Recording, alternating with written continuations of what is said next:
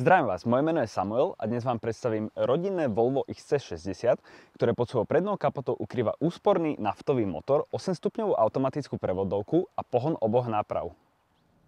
Priestranný interiér ponúkne takéto pohodlné látkové sedadlá, plne digitálny prístrojový panel informujúci o všetkých podstatných údajoch, centrálny dotykový displej obsahuje ovládanie automatickej klimatizácie, navigáciu, pripojenie smartfónu pomocou Bluetooth a chýbať nemôžu ani asistenčné systémy.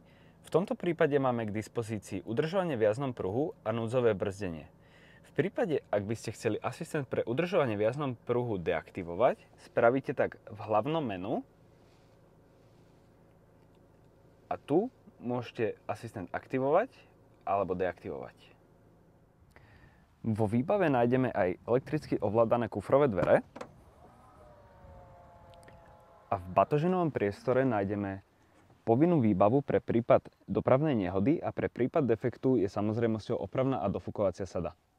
Ak sa vám stane dopravná nehoda alebo škodová udalosť, vždy v prvom rade, ak je to potrebné, kontaktujte záchranné zložky a s následným riešením vzniknutej situácie vám môžu pomôcť kontakty uvedené na našej asistenčnej nálepke.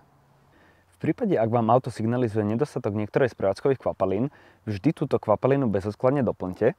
V prípade Volva sa všetky prevádzkové kvapaliny doplňajú pod prednou kapotou, ktorú otvoríte potiahnutím plastovej páčky smerom do boku. Prednú kapotu máte teda odlistenú, stačí ju otvoriť potiahnutím páčky smerom do strany a jednotlivé prevádzkové kvapaliny sa doplňajú následovne. Motorový olej, kvapalina do ostrekovaču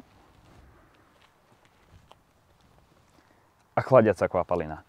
V prípade nejasností pri doplnení prevádzkových kvapalín vám určite môže pomôcť užívateľská príručka umiestnená v priehradke pred spolujazdcom. To je z mojej strany všetko, ja vám želám veľa šťastných a bezpečných kilometrov a nezabudnite si pred koncom vašej zmluvy zarezervovať ďalšie nové auto.